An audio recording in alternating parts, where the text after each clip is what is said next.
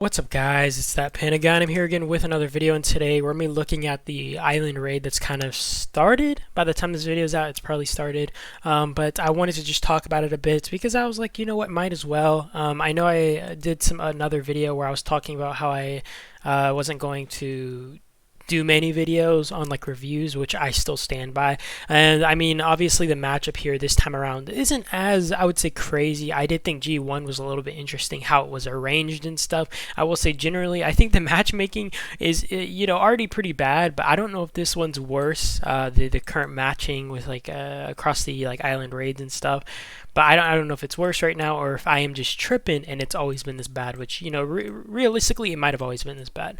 That being said, let's kind of go through a few brackets. I'll probably just do G1 through 5 like I normally do. I'm sure it does even out a little bit more as you go lower because that's normally how like matchmaking is, obviously. I will say, like, generally for the top brackets, it is always going to be very unbalanced, and that's why you'll hear a lot of whales or something complaining when it comes down to top brackets, or not even just whales, like just alliances that land in like the top few regularly, And to be fair, like, I understand why that is, right? Like, I understand it's just kind of an inevitability, but some of these just do not make sense. So to start out for G1, we're going to kind of look through some of the alliances here. To start off, we got SSI registered around, like, I think it was 18 plus billion, so they should have all their members here. Maybe some are missing for, Pompey or something. I don't know. But, coming in at least at 18 billion might, it seems like, against ROK, who came in at 21 to 22 billion might. There is no merger this time around between HMB and ROK from my understanding, so it is, a little bit more fair. I will say just being able to have a few billion might advantage when you're at the top of the top, it is pretty massive. Not only do you just end up losing out on potentially a troop, like a troop advantage or anything, right? There's also the fact that generally in this case, like, and you see here they registered probably around 180 members, meaning that if SSI did register with like 20 less members, that's one less people they're going to see on the field, and two, like I said, there is just the might difference, and I think they just have more mega whales kind of over here in ROK, which is making it really hard for SSI to compete if it was just a 1v1. Because honestly, if this matchup was just a 1v1, I was pretty certain that ROK was going to win. But from what I've understood, it's going to be a 6v2. If I'm correct, I heard that it was LM4S plus ROK versus the world. So this should be a pretty good fight. I will say, when I see a lot of these big fights or big team ups on one of the big alliances, I don't know how to feel, because it's kind of hard to say if this is going to work, right? I've seen this happen before, and I've seen it multiple times, where you'll have the island come together against one of these big alliances. And to be fair, since you do have SSI kind of probably going to be holding down most of ROK's main strength, it is very possible. But one thing I've always noticed that's always an issue is coordination. What I'll notice is, for example, if O_U, right, came in to attack ROK and help SSI, these teams generally do it one at a time, and I don't know why this is. I don't know if it's just bad communication, but this is what I see a lot, where they'll just come in one at a time, and like all of them get beat out one at a time and basically get exhausted. And if they were to coordinate, right, and attach towers all at the same time, it's pretty hard for a group like ROK to be able to hold the field and everything, plus defend against a team like SSI. So overall, I think a lot of this comes down to how they coordinate. I will say, like, the only alliance that I saw having considerable impact when it came down to like tower fights and stuff was gonna be Vow. And the reason I say Vow is because I was looking at, like, for example, their whales and stuff, and I just think having, obviously these big whale players is massive. I'm assuming their armaments are pretty good. Their workshop's pretty good, because these guys just look like big spenders, and a lot of these groups, for example, like Spec, right, it's big. It's very big, 11.4 billion might, but they don't have crazy mega whales who probably have some like 6-7 million might armaments or anything just similar in any sort of way, and it's going to just be kind of hard for these guys, I feel like, to contend. Either way, I am excited to see how G1 turns out. I will say it could go either way depending on, like I said, how coordination between these other alliances work, and that's, like I said, the biggest issue that I normally see. So G2, I feel like I looked at it a little bit. Okay, so G2, G2 did not make sense, man. Oh my gosh, we got HMV here, right? Obviously, HMV at 20 billion might, I think it's pretty known now, like, already, like, HMV has some of the strongest whales in the game, if not the strongest whales in the game. At least Hands is, like, up there as, like, a top 3, if not, like, top one, right? Like he just has some of the hardest hitting heroes. I will say like at the top of the game, it's kind of hard to say who's actually stronger. I think a lot of it comes down to combos, because all these people are basically maxed out on workshop, armaments, all that kind of stuff. So it all comes down to combos, how they like what heroes they target, etc. You know. But I was looking at it and I was like, I will say this bracket isn't the worst. Like you do have some really strong teams that can hold out. I know 59E are freaking warriors. I'll say that much. I know they fight a lot, even if they know they can't win. So even if they're forced to fight H&B, I'm sure they'll give H&B a hard time, or at least hold down towers for a good amount of time. Because honestly, if you don't know, a lot of teams just fold or refuse to fight when you're fighting a team like H&B. I swear, like on freaking everything, 59E always shows up, and dude, I gotta give like a freaking round of applause for that. I will say we did see some strong teams here. Is this Boogie's old account? I feel like this is Boogie's old account, or Boogeyman. I don't know. Maybe I'm wrong, but there's not many accounts that hit like 2.3 billion kills with such an insane kill T6 ratio. They do have some really good whales here though, so I'm sure they can do tower fights. The biggest issue is really going to be that might disadvantage and being able to actually control the field. You know. When it comes down to H&B, unless it's kind of a 2v1 like G1, I see this being a very hard bracket. Like I said, there are actually some really strong whales. I know Chev has some here, which is like thick one. You got Warrock. I believe there might be some others. You have HAO. I know Noble is pretty strong. I think they have... they have a long... I don't even know if I'm saying that right. They have Bees. I know Bees has like some freaking insane armaments as well. They do have some strong hitters here too. So it really depends, I think, on who allies where and who kind of shows up. I mean, I saw ICA. I'm not sure if they have a ton of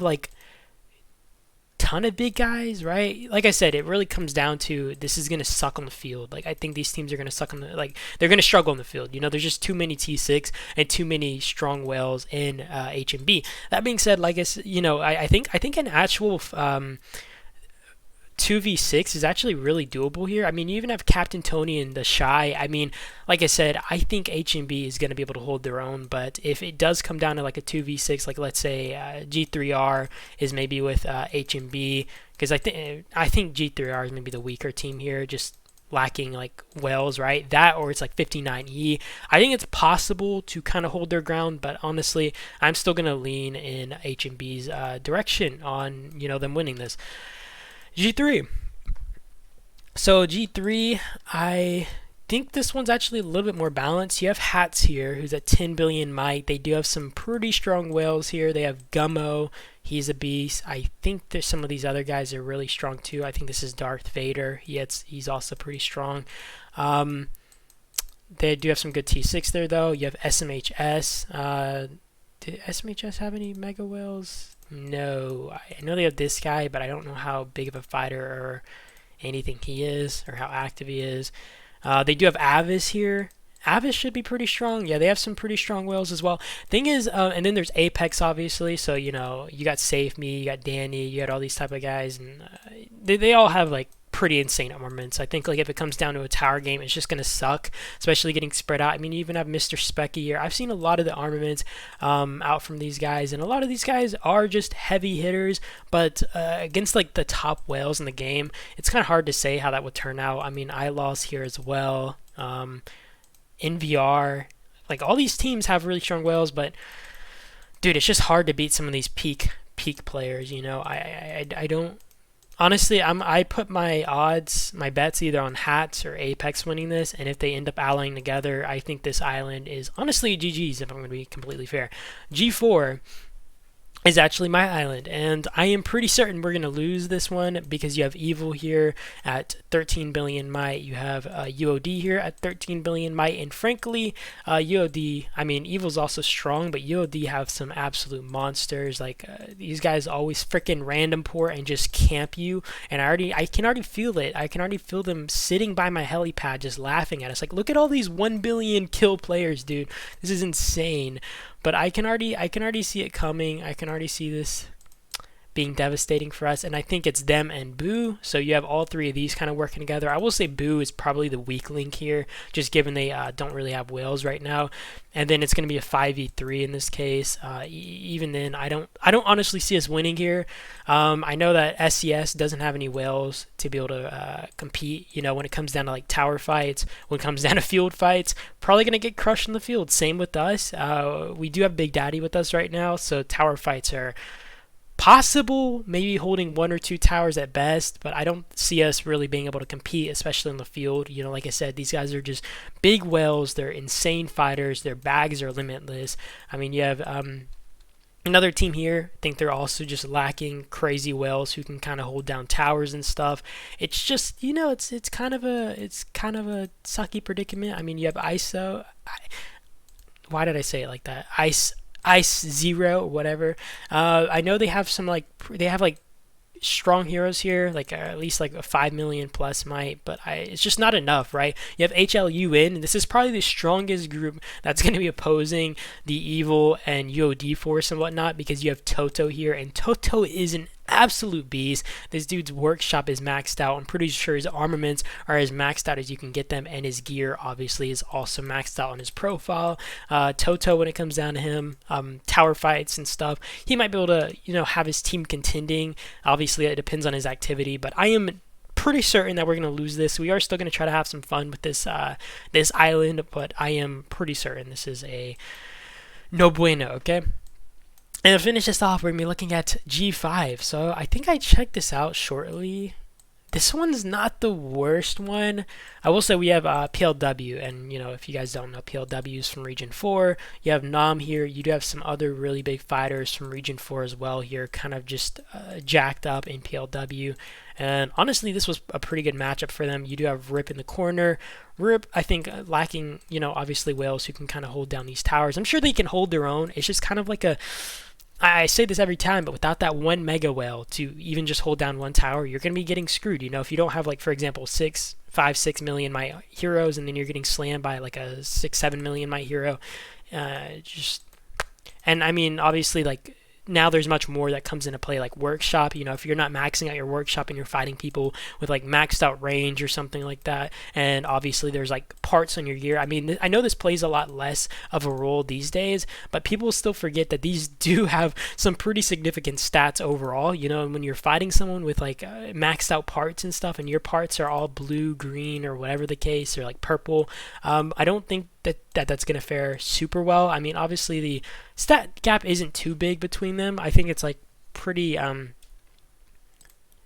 it's like baby steps, you know, and it obviously gets harder with each level and stuff. I mean, this one's 11.5, and I think the next one goes up to 15. It's not too bad, but I just think like when it comes down to tower fights, these teams struggle. Like this team is at 4.6 billion might, fighting PLW at 7 billion plus, almost 8 billion, with these whales who are going to be able to just crush towers. You do have NM49, and I think NM49 potentially can actually hold their own, because I know that Coco is a really strong guy. He's probably more so peak level player. I mean, I know they have some really strong players here, like Yes Please, they have Ultimo, and honestly, this is a pretty good fighter group. I know that they do merges a lot with like Z in them, and you know, they always go hard in fights. So I can actually expect maybe a good fight from G1, G2 potentially, depending on how allies ally up, and then G5 depending on NM49. I mean, I'm sure there's other alliances here, but 5 billion might.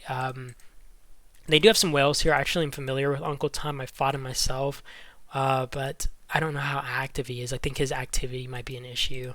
You do have Dynasty, 8 billion might. They do have the power, but just no whales. You know, you don't have the whales to hold down towers. It's always whales, guys. It's always whales. And not to mention field control. You know, when you're fighting these guys with like unlimited bags, dude, what are you supposed to do, man? This is kind of screwed, you know. This is kind of scuffed. I think like the only team that can honestly contend super well here is gonna be NM49. I think the rest are gonna be taking a beating on towers, and it's really gonna be like can we sandbag, and I think it always comes down to allies in these kind of situations. But even then, is it worth what you're going to lose at that point? I mean, obviously, if you're able to kind of push down, like for example, if you had 4 or 5 alliances ally up against PLW, and it's only like 2 and maybe even 3 of them, they can maybe put a lot of pressure on PLW and just force them to spread into too many locations. Because the thing with PLW is, although they do have some crazy good whales here, I would say like their biggest downside is their main whales are probably like two